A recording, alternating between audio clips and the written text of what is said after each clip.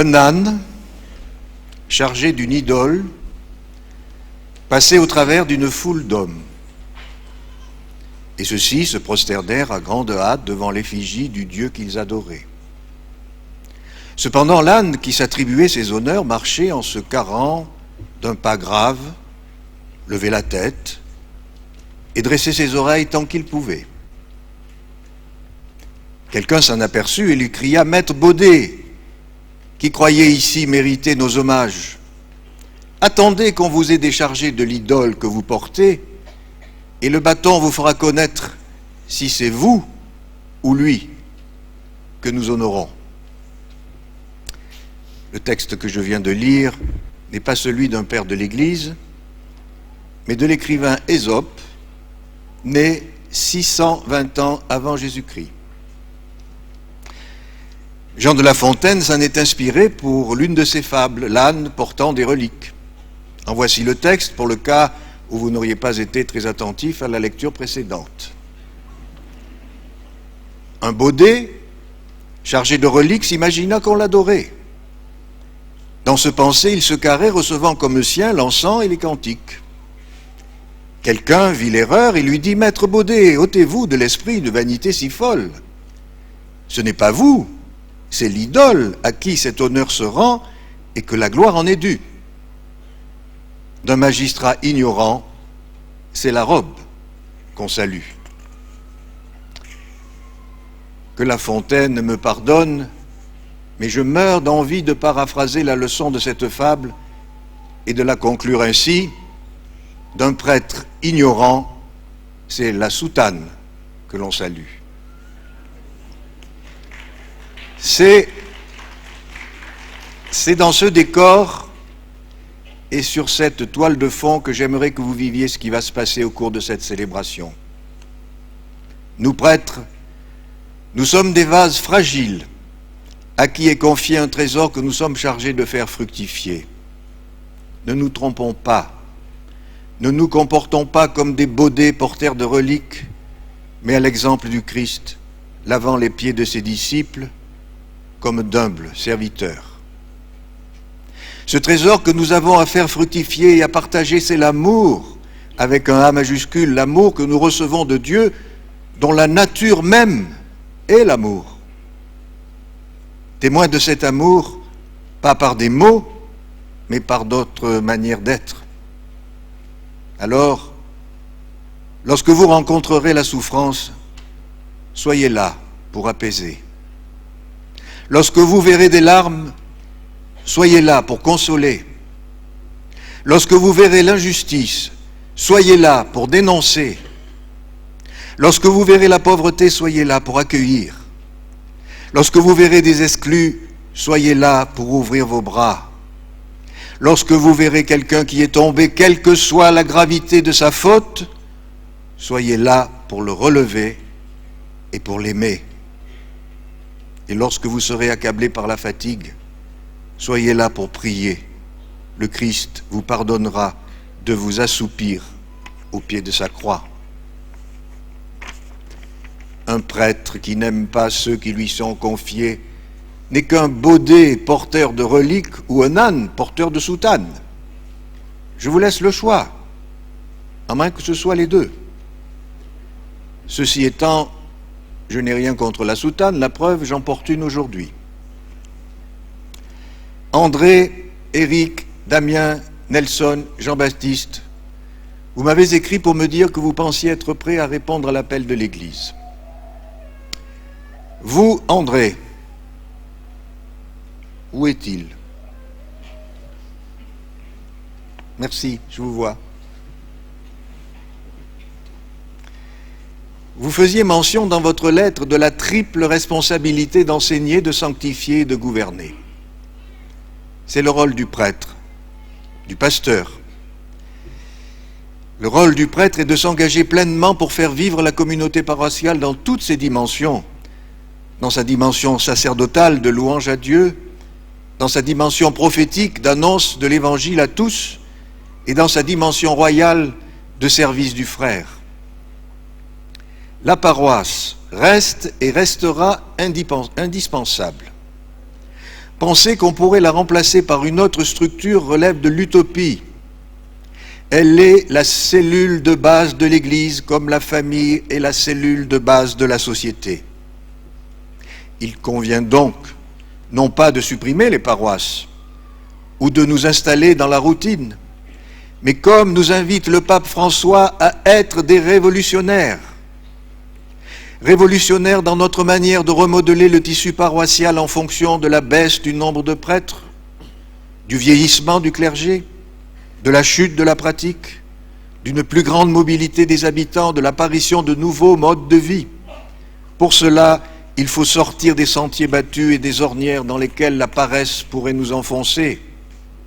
Il s'agit d'être révolutionnaire dans notre langage pour trouver les mots de la foi qui nous permettront de rejoindre nos contemporains dans la fidélité à la tradition de manière ouverte et vivante. Certains parlent de la tradition comme s'il s'agissait d'une momie ou d'un fossile. Il s'agit d'oser.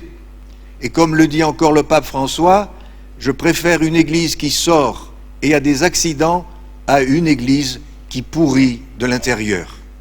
Et il ajoute, je veux des paroisses ouvertes, des communautés ouvertes, qui se préoccupent des 99 brebis qui ne connaissent pas Dieu, plutôt que de se contenter d'une seule brebis. La tentation est grande de caresser sa petite brebis, de la peigner tous les jours. Nous ne sommes pas des coiffeurs, mais des pasteurs.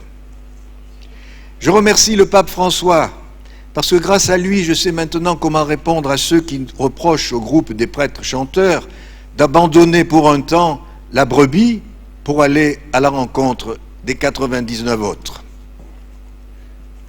Toi, Éric, il est sûr qu'un diocèse tel que celui de Gap et d'Embrun, par sa vie au rythme des saisons, par la vie simple et rude encore d'une partie de sa population, est propice à accueillir des âmes contemplatives. Malgré ces conditions favorables, le risque est grand de tomber dans le suractivisme, de par la diminution du nombre de prêtres et de par les appels en tout genre auxquels il faut répondre. C'est pourquoi ton inclination monastique est une richesse pour le presbytérium et pour les communautés chrétiennes. Le suractivisme méconnaît la place et le rôle de l'action de Dieu dans la vie de l'Église et dans celle de chacun. On a beau parler de Dieu, on agit alors comme s'il n'existait pas, comme s'il n'agissait pas, comme si on était indispensable et que tout dépendait de nos seuls efforts. Peut-être as-tu entendu parler de l'âme de tout apostolat écrit par don Jean-Baptiste Chotard, un père abbé trappiste originaire de Briançon.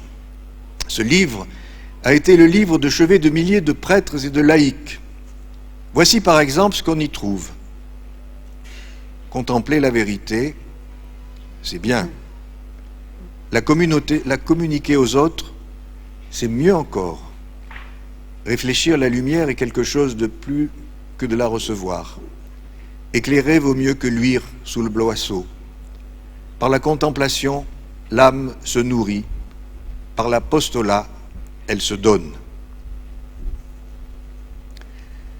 Damien, tu as fait une partie de ton stage diaconal à Laragne, où tu as peut-être pu lire cette phrase que je crois avoir vue dans l'Église, « Le prêtre est un homme mangé ».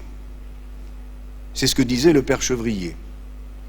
En tout cas, tu l'as peut-être entendu des sœurs du Prado. Cette affirmation fait partie en réalité d'une triple affirmation.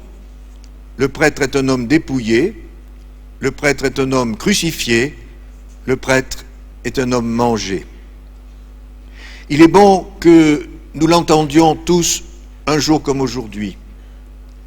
Cela revient à dire que sans un certain dépouillement, sans une certaine simplicité et sans une certaine souffrance, une activité dévorante ne sera jamais fructueuse.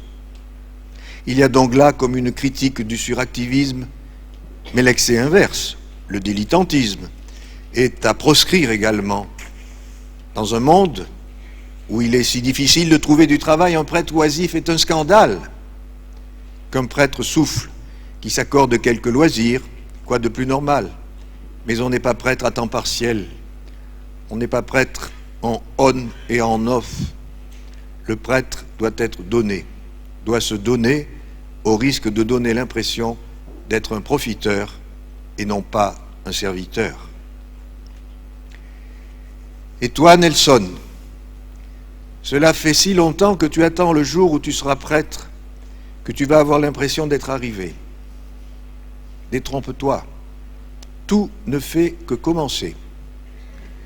Rappelle-toi ces paroles de la maman de Saint Jean Bosco à son fils qui venait tout juste d'être ordonné prêtre par l'archevêque de Turin, un des évêques qui viendra ici au lot en 1855 pour assister au couronnement de la Vierge. Voilà ce que disait la maman de Don Bosco peu après l'ordination de son fils. « Te voilà prêtre, mon petit Jean. Tu es près du Seigneur. Chaque jour, tu diras la messe. Rappelle-toi bien ceci. Commencer à dire la messe, c'est commencer à souffrir. Oh, tu ne t'en apercevras pas tout de suite, mais plus tard, tu penseras que ta mère avait bien dit. Toi, mon cher Jean-Baptiste, je salue tout spécialement tes parents, venus de si loin. Tu peux traduire en même temps, pour être à tes côtés en cette heure importante de ta vie. Ta présence parmi nous est une richesse. Il est nécessaire pour notre Église diocésaine de s'ouvrir à des cultures et à des mentalités différentes, à d'autres manières de concevoir le ministère. Mais pour accepter la différence en général et ta différence en particulier, un peuple a besoin de se sentir compris et écouté. Tu as fait l'effort de venir en France comme d'autres prêtres ici présents. Il n'est pas facile de se défaire de l'étiquette d'étranger. Je veux dire ce soir avec force que ce mot est à bannir. Il n'y a pas d'étrangers dans l'Église. Christianisme et racisme sont un mariage contre nature. Et je ne vous cacherai pas combien j'ai été blessé en apprenant que des chrétiens du diocèse, ou des prétendus tels, ont refusé de participer à une rencontre parce que, ont-ils dit à propos d'un prêtre qui devait faire une intervention, si c'est le noir qui vient, je n'irai pas. Que Dieu leur pardonne, car ils ne savent pas ce qu'ils disent. Des hommes ont donné leur vie pour que l'on n'entende plus jamais ça, qu'il s'agisse de Martin Luther King ou de Nelson Mandela qui a passé 27 ans de sa vie en détention dans des conditions inhumaines. Laissons sans cesse résonner dans notre cœur ces paroles de saint Paul dans l'Épître aux Galates, « Frères en Jésus-Christ, vous êtes tous fils de Dieu par la foi. En effet, vous tous que le baptême a unis au Christ, vous avez revêtu le Christ. Il n'y a plus ni juif, ni païen, il n'y a plus ni esclave, ni homme libre, il n'y a plus l'homme et la femme, car tous vous ne faites plus qu'un dans le Christ Jésus. » Alors Père Nestor, Père Joseph Charles, Père Jean Lisée, Père Victorien, je vous demande pardon pour ces paroles blessantes et merci pour ce que vous apportez à notre diocèse par votre présence.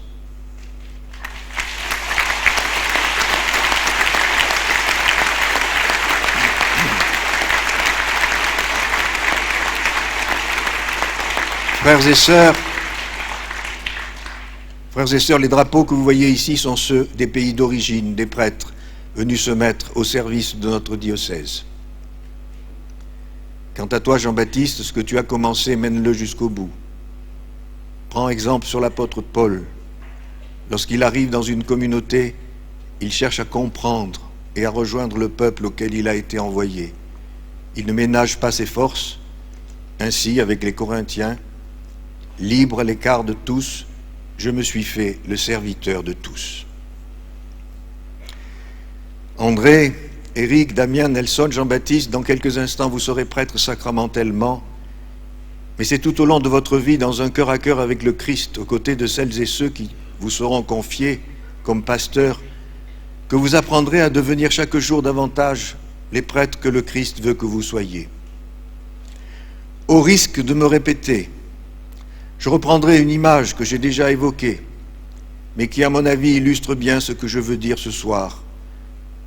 Ceux qui parmi nous ont fait de la photo, je parle de la photo avant les appareils numériques, ceux qui ont fait de la photo comprendront mieux que les plus jeunes d'entre nous l'exemple que je vais prendre pour illustrer ce qui précède. Autrefois, lorsqu'on voulait mettre sur papier une photo, on devait se saisir d'un papier spécial appelé papier sensible et le placer sous un appareil qui projetait pendant quelques secondes la photo choisie.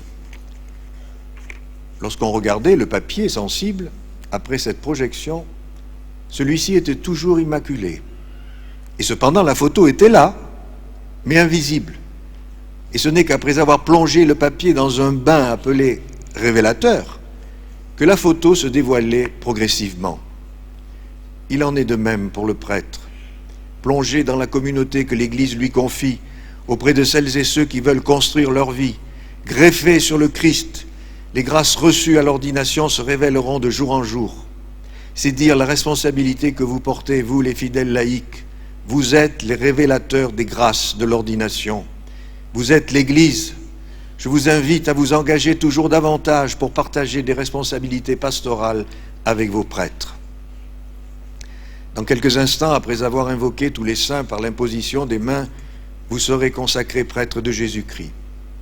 Au même moment, vous deviendrez membre à part entière du presbytérium du diocèse de Gap et d'Embrun. Vos frères prêtres vous accueilleront parmi eux. Vous savez qu'ils ont des personnalités bien différentes, chacun avec ses talents et ses limites, mais tous unis au Christ. En priant avec eux et pour eux, je rends grâce au Seigneur qui m'a appelé à en être l'évêque, le père et le frère. Le recteur du sanctuaire nous a invités tout à l'heure à prier pour le père Félix Caillé, actuellement à l'hôpital pour de graves soucis de santé. Nous ignorons quand il sera en mesure de prendre la charge que je lui avais confiée à Guy Estre. Il a donc fallu revoir certaines nominations de prêtres afin d'assurer la vie pastorale de ce secteur. Je voudrais ici exprimer ma reconnaissance auprès des prêtres qui ont fait preuve d'une grande disponibilité, soit en acceptant une mission autre que celle prévue dans un premier temps, et ceux dont la charge sera plus lourde parce que moins nombreux à la porter. Le jour de mon accueil dans le diocèse, il y aura 10 ans, en novembre prochain, j'avais comparé un presbytérium à un orchestre symphonique. Ce qui fait la beauté et sa richesse d'un orchestre, c'est justement la diversité des instruments. Chacun d'eux a sa sonorité unique, exécute sa propre partition, mais chacun est au service de la même œuvre sous la conduite d'un chef d'orchestre. Sans cela, pas de musique.